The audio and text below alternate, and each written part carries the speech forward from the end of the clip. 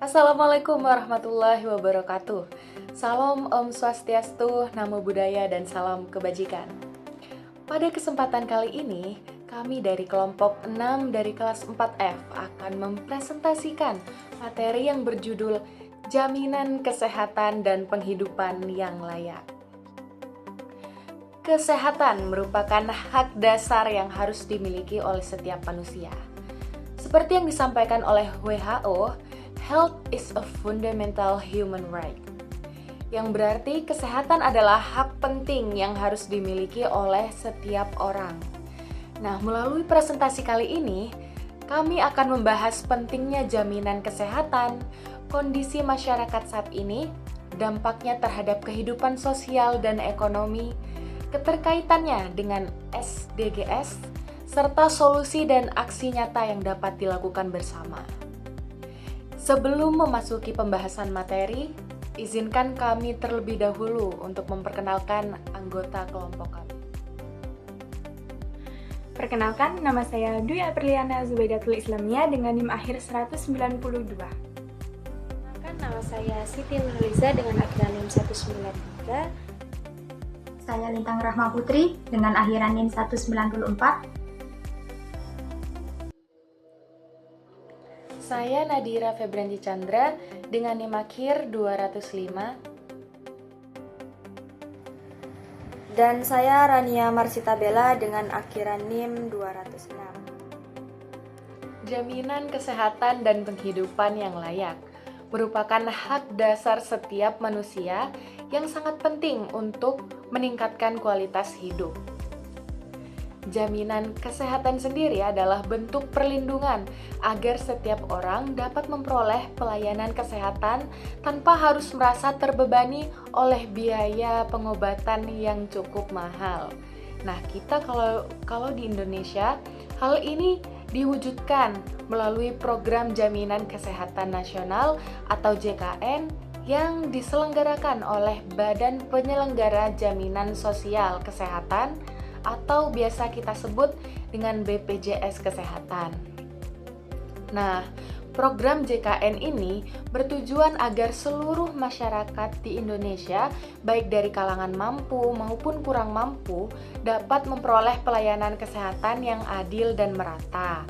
Melalui program ini juga, masyarakat bisa mendapatkan pelayanan mulai dari pemeriksaan di puskesmas, pengobatan di rumah sakit, hingga tindakan medis yang diperlukan sesuai dengan prosedur yang berlaku.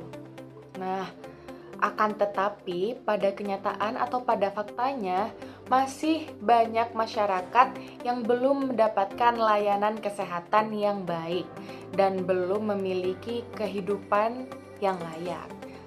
Hal ini dapat disebabkan oleh keterbatasan akses layanan kesehatan, kesenjangan sosial ataupun ekonomi, serta belum meratanya kesejahteraan. Pada pembahasan kali ini juga akan berkaitan dengan tujuan pembangunan berkelanjutan atau SDGs, khususnya tujuan di nomor ketiga yaitu kehidupan sehat dan sejahtera. Nah, SDGs 3 ini menekankan pentingnya dalam menjamin kehidupan yang sehat dan meningkatkan kesejahteraan untuk orang di segala usia. Contoh nyatanya dari penerapan SDGs 3 di Indonesia sendiri adalah adanya BPJS Kesehatan, pembangunan puskesmas di daerah terpencil, program imunisasi anak, penanganan stunting, serta layanan posyandu untuk ibu dan balita. Oleh karena itu, perlu adanya perhatian dan upaya bersama agar seluruh masyarakat bisa mendapatkan hak yang sama dalam bidang kesehatan dan kehidupan yang layak.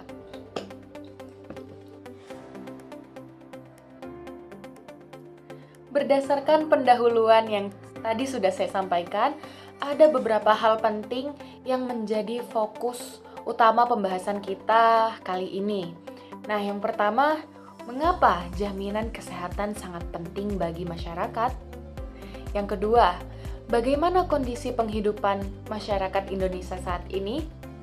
Yang ketiga, apa dampak dari program Jaminan Kesehatan Nasional atau JKN terhadap kesejahteraan masyarakat?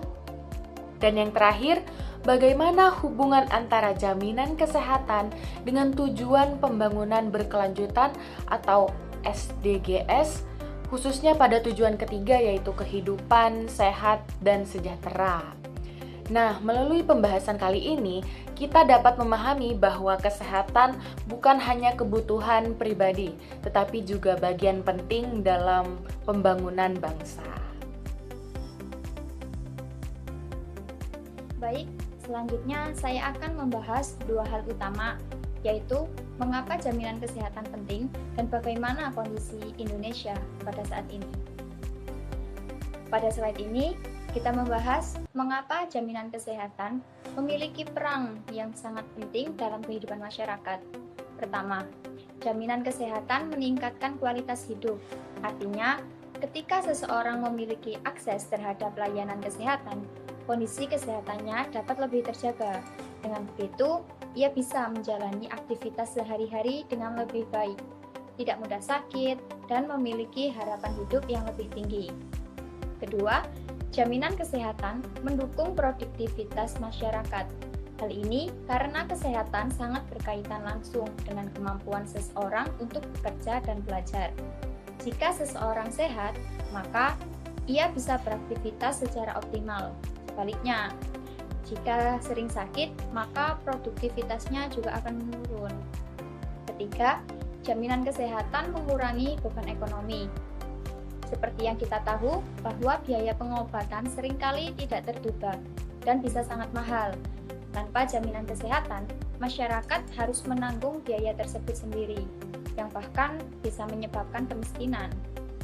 Dengan adanya jaminan kesehatan, beban tersebut dapat dikurangi secara signifikan. Keempat, jaminan kesehatan meningkatkan kesejahteraan.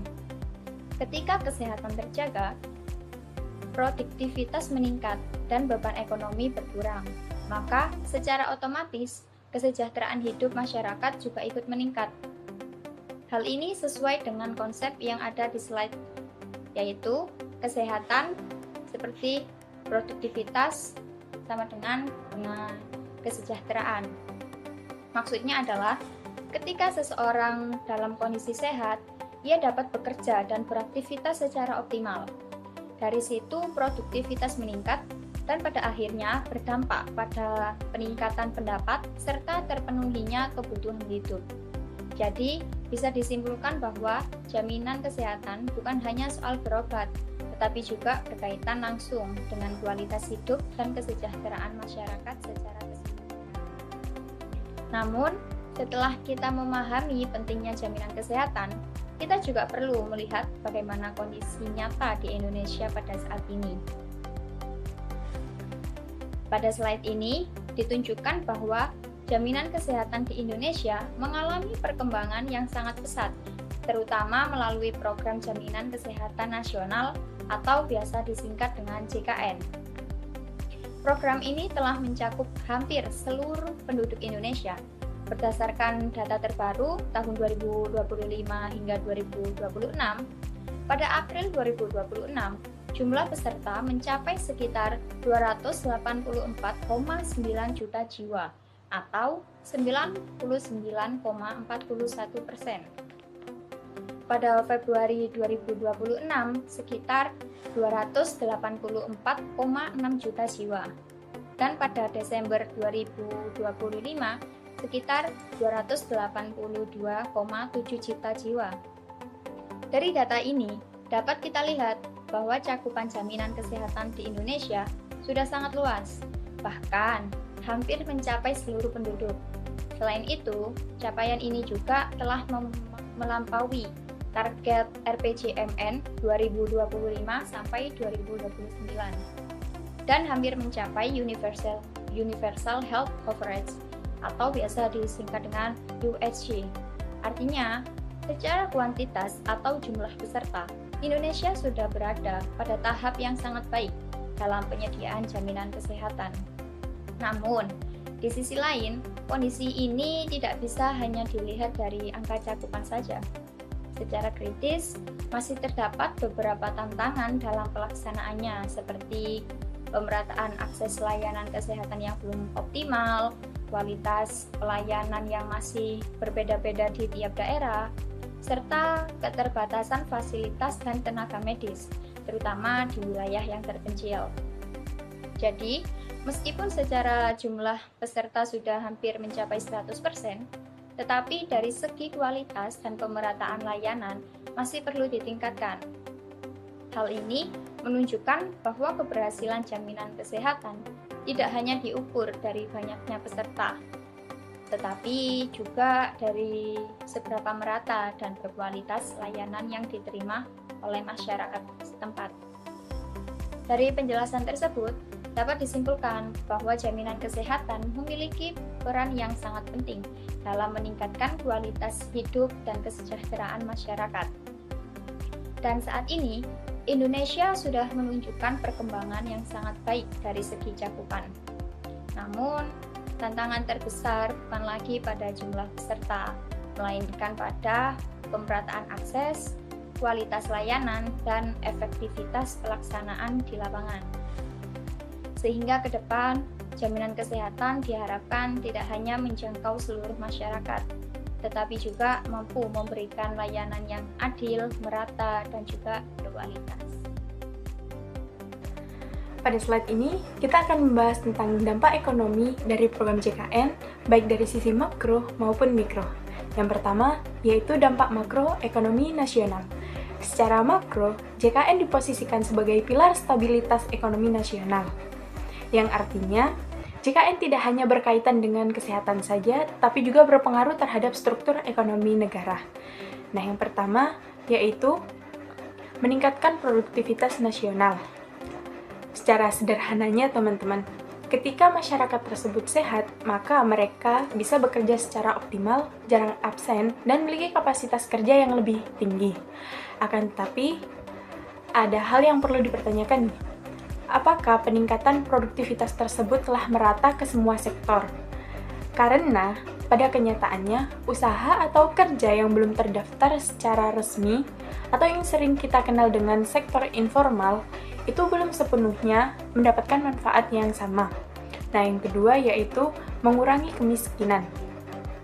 JKN membantu masyarakat menghindari catastrophic health expenditure atau biaya yang sangat besar yang bisa membuat keluarga itu jatuh miskin, atau yang biasa disebut juga dengan bencana ekonomi. Tetapi secara analisis, efektivitasnya juga tergantung pada akses layanan kesehatan, kualitas fasilitas, dan distribusi tenaga medis. Jika aksesnya tidak merata, maka pengurangan kemiskinan juga tidak bisa optimal. Maka, JKN berpotensi hanya mengurangi beban sementara, bukan mengurangi akar masalah kemiskinan secara strukturalnya.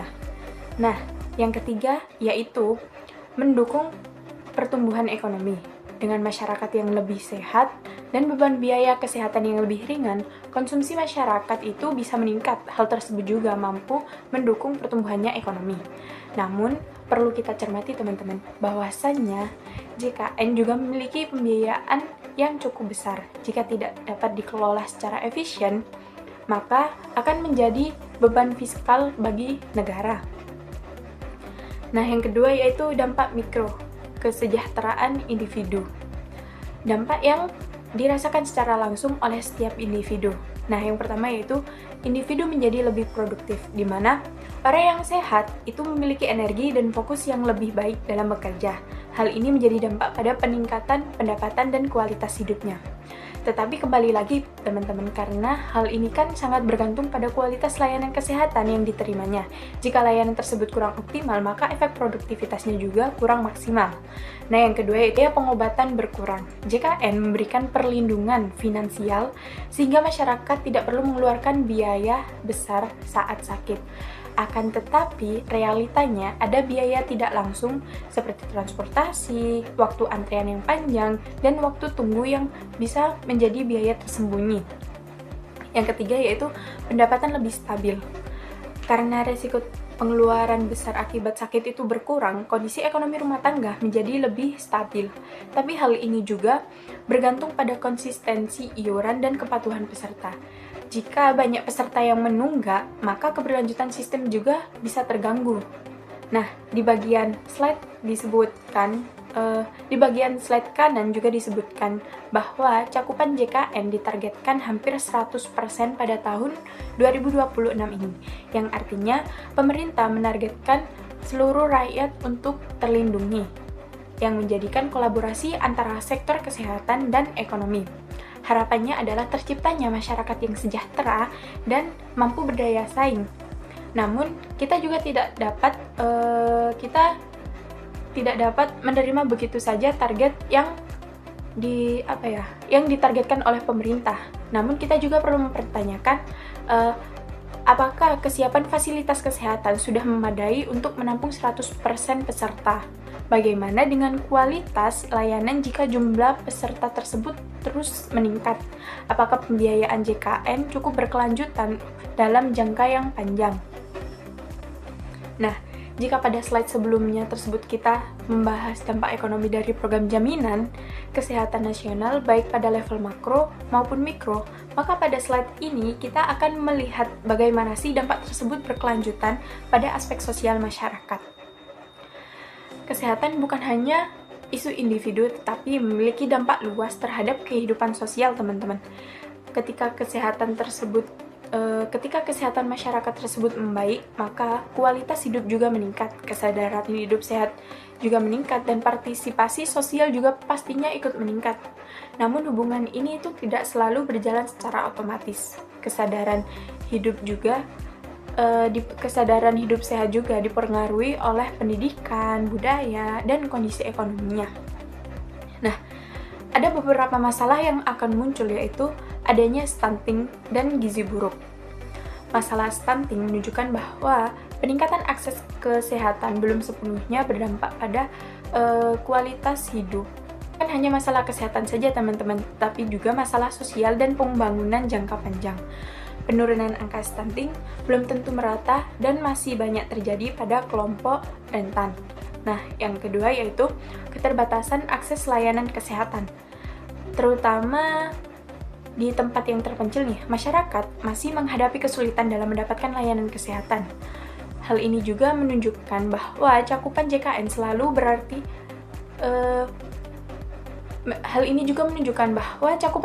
tidak selalu berarti akses yang nyata, karena fasilitas belum merata, tenaga medis terbatas, dan infrastrukturnya juga kurang memadai. Sesuai dengan data 2026 yang tercantum pada PPT, yaitu kesehatan berhubungan erat dengan kualitas hidup, di mana kondisi kesehatan yang rendah memperlebar kesenjangan sosial. Prevalensi stunting juga telah menurun menjadi 19,8%, namun masih sekitar 7,8 juta anak itu mengalami kekurangan gizi. Selain itu juga, keterbatasan akses layanan di daerah yang terpencil serta meningkatnya kasus penyakit menular seperti campak, yaitu penyakit yang peringkat kedua di dunia, dan masalah kesehatan mental remaja menjadi tantangan utamanya. Nah, upaya pemerintah difokuskan pada kelompok rentan agar layanan kesehatannya lebih tepat sasaran dan mampu meningkatkan kesejahteraan masyarakat. Nah, pada bagian ini kami akan membahas dengan keterkaitan SDG 3 dengan judul kami, yaitu Jaminan Kesehatan Masyarakat dan Penghidupan yang Layak. Seperti yang sudah sempat disinggung oleh rekan saya pada bagian pendahuluan, bahwasanya SDG 3 ini berfokus pada kehidupan yang sehat dan kesejahteraan masyarakat. Artinya, tujuan utama SDG 3 ini tidak berfokus pada satu titik saja, melainkan juga memastikan bahwa setiap individu atau setiap masyarakat harus mendapatkan hidup sehat secara yang menyeluruh. Kalau dijelaskan secara lebih spesifik, tujuan SDG 3 ini ada dua, yaitu yang pertama, menjamin kesehatan masyarakat atau bagi semua kalangan, yakni mulai dari anak-anak, remaja, dewasa, hingga ke lansia. Nah, kenapa begitu? Karena hal tersebut sangat penting. Di setiap tahapan usia memiliki kebutuhan kesehatan yang berbeda-beda, seperti contoh, misalnya itu anak-anak. Nah, anak-anak itu pasti membutuhkan pemantauan gizi dan imunisasi, sedangkan lansia itu lebih berfokus pada perawatan intensif terhadap penyakit-penyakit yang membutuhkan perawatan medis. Nah, selain itu, SDG 3 juga bertujuan untuk meningkatkan kesejahteraan masyarakat secara menyeluruh. Jadi, bukan hanya difokuskan sehat secara fisik, melainkan juga didukung untuk kualitas hidupnya itu meningkat. Yang awalnya rendah menjadi lebih baik. Nah, untuk mencapai tujuan-tujuan tersebut, pasti ada target utama yang disebut dengan Universal Health Conference, ya, atau disingkat sebagai UHC. Nah, UHC ini bisa kita pahami bahwa UHC ini sebagai sistem jaminan kesehatan yang memastikan seluruh masyarakat, semua orang mendapatkan layanan kesehatan yang mereka butuhkan. Nah, layanan ini mencakup berbagai hal, mulai dari pencegahan penyakit, pengobatan, dan pemeriksaan secara berkepanjangan. Jadi poin penting dari UHC ini sendiri itu ada 3. Yang pertama, akses layanan yang gampang, yang mudah. Jadi tuh akses layanan ini diharapkan dapat dijangkau fasilitas kesehatannya itu dengan mudah, terutama oleh masyarakat-masyarakat kecil di pulau-pulau kecil. Itu pasti mereka mengharapkan bahwa akses ini dapat menyeluruh, dapat terjangkau, atau dapat mudah mereka dapatkan. Nah, yang kedua itu ada pelayanan yang berkualitas. Nah, selain dapat diakses, pasti kita juga mengharapkan layanan ini diberikan benar-benar efektif dan bermanfaat bagi setiap orang yang menerimanya. Nah, yang terakhir nih, ada layanan tersebut tuh tidak memberatkan atau tidak membebankan biaya yang sangat berat, karena di masyarakat kecil atau pulau-pulau kecil itu pasti mengharapkan bahwa biayanya cek kesehatan itu bisa ditanggung, tidak memberatkan mereka. Jadi mereka tuh sebenarnya khawatir akan biaya berobat yang cukup tinggi. Nah, jadi dari sini kita bisa lihat bahwa UHC itu menjadi salah satu dasar penting dalam mewujudkan jaminan kesehatan, karena memastikan setiap orang, semua orang mendapatkan layanan kesehatan yang layak dan juga merata. Nah, pada slide selanjutnya kita akan membahas nih kaitan dengan kondisi secara langsungnya yang terjadi di Indonesia, bahwa berdasarkan studi kasus Indonesia pada tahun 2026, Indonesia ini sudah menunjukkan tanda-tanda adanya kemajuan dalam mencapai UHC, khususnya melalui penguatan layanan kesehatan. Nah, penguatan apa saja? Yang pertama itu ada BPJS Kesehatan. Nah, BPJS ini berperan sangat penting, terutama memberikan jaminan pembiayaan layanan kesehatan yang mereka membayarnya itu tidak besar secara langsung. Nah, yang kedua itu ada puskesmas. Nah, puskesmas ini sebagai layanan kesehatan tingkat pertama sebelum rumah sakit besar, karena di pulau-pulau kecil atau masyarakat-masyarakat yang tempatnya itu ada di pulau yang terpencil, itu mereka tidak dekat dengan rumah sakit besar. Jadi mereka itu hanya mengandalkan puskesmas untuk mengecek kesehatan dan lain sebagainya. Nah, yang terakhir nih ada posyandu. Posyandu ini berbasis masyarakat tingkat desa sehingga mampu menjangkau kelompok-kelompok yang lebih luas seperti ibu hamil, balita, maupun lansia. Nah, dari upaya-upaya tersebut nih, kita bisa melihat dampak yang kita rasakan bahwa jaminan kesehatan di Indonesia ini sudah cukup sudah mulai diimplementasikan secara nyata oleh masyarakat sekitar. Nah, yaitu akses layanan kesehatan menjadi lebih mudah, termasuk bagi masyarakat terpencil juga memberikan perlindungan dan beban biaya yang tidak tinggi. Hal ini juga akan berdampak pada penghidupan layak masyarakat. Ketika kehidupan lebih terjamin, masyarakat juga bisa lebih beraktivitas dengan baik, lebih produktif, juga tidak merasa terbebani oleh biaya berobat yang tinggi, sehingga kualitas hidup masyarakat pun juga ikut meningkat. Nah, jadi dari dua slide tersebut bisa kita simpulkan bahwa SDG 3 ini sangat-sangat keterkaitan dengan judul kami. Melalui jaminan kesehatan yang memiliki peran sangat penting dalam mendukung terciptanya penghidupan yang layak bagi masyarakat, terutama masyarakat Indonesia. Jadi benar-benar memiliki keterkaitan gitu SDG 3 dengan judul kami. Yang sudah saya jelaskan tadi, mulai dari tujuan, terus ada UHC, dan juga ada studi kasus yang benar-benar mengaitkan SDG 3 dengan jaminan kesehatan masyarakat. Begitu. Di sini saya akan menjelaskan tentang tinjauan permasalahan. Berdasarkan data terbaru pada tahun 2026, permasalahan utama itu adanya ketimpangan wilayah indeks UHC di Jawa, Yogyakarta, Jakarta sekitar kurang dari 70, sedangkan Papua Tengah itu sekitar 45. Artinya, akses dan kualitas layanan kesehatan itu belum merata. Masyarakat di daerah terpencil masih mengalami kesulitan mendapatkan layanan kesehatan yang layak. Permasalahan pertama itu adalah ketimpangan akses layanan kesehatan antar wilayah di Indonesia. Pembangunan belum sepenuhnya merata. Wilayah perkotaan seperti Jakarta dan Yogyakarta itu memiliki fasilitas kesehatan yang lebih lengkap, tenaga medis yang cukup, serta akses yang mudah. Sebaliknya, di daerah terpencil seperti Papua Tengah, masyarakat itu masih sulit mendapatkan layanan kesehatan. Hal ini terlihat dari rendahnya angka UHC.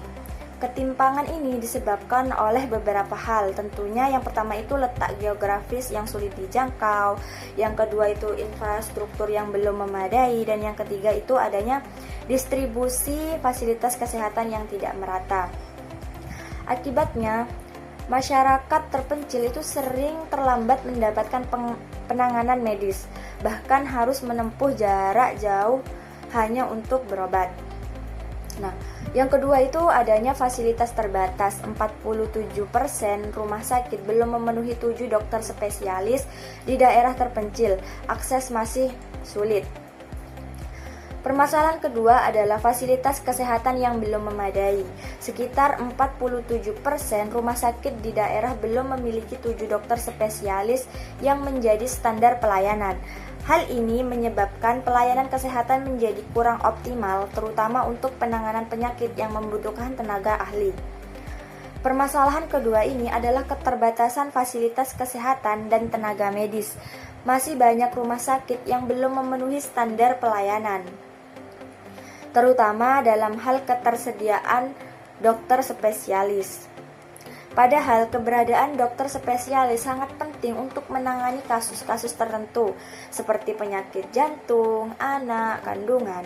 Nah, selain itu, alat kesehatan di beberapa daerah itu masih kurang lengkap. Tenaga medis cenderung terkonsentrasi di kota besar. Daerah terpencil kekurangan dokter dan perawat. Hal ini menyebabkan pelayanan kesehatan menjadi tidak optimal dan kualitas layanan menjadi tidak merata. Yang ketiga itu adanya faktor ekonomi. Kondisi ekonomi dan inflasi medis 2026 mempengaruhi kualitas dan keterjangkauan layanan. Meskipun pemerintah telah menyediakan program jaminan kesehatan seperti BPJS, masih ada masyarakat yang kesulitan mengakses layanan karena keterbatasan ekonomi. Selain itu, terjadi peningkatan biaya atau yang disebut dengan inflasi medis.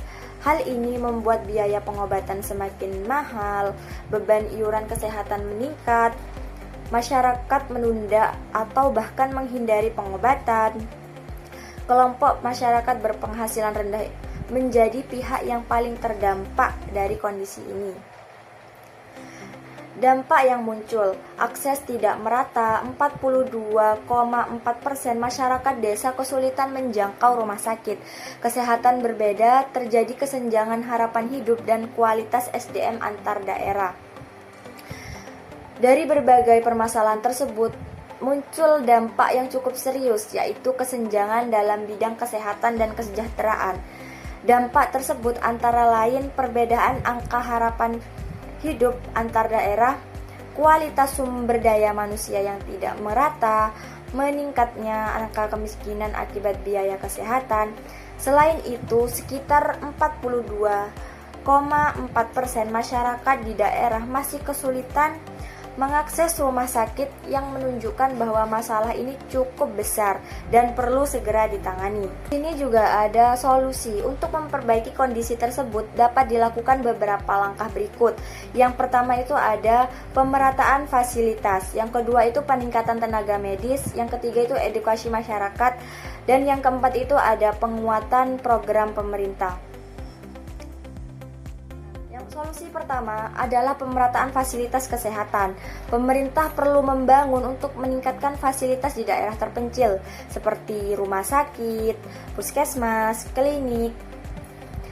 Dengan adanya pemerataan ini, masyarakat itu tidak perlu menempuh jarak jauh untuk mendapatkan layanan kesehatan. Yang kedua itu adanya peningkatan dan pemerataan tenaga medis.